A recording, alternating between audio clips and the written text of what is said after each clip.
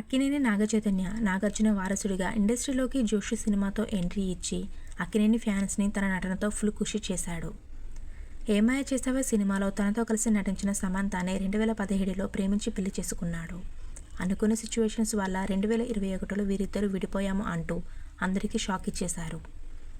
అప్పటి నుంచి శోభిత ధూళిపాలతో చైతన్య ప్రేమలో ఉన్నాడని రకరకాల రూమర్స్ వచ్చినా కూడా ఎప్పుడూ వీరిద్దరూ స్పందించలేదు.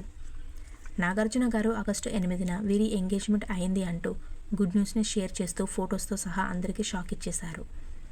నవంబర్ 4న పసుపు దంచడంతో మొదలు పెట్టేశారు ఇరు కుటుంబ సభ్యులు వీరి పెళ్లి పనులని.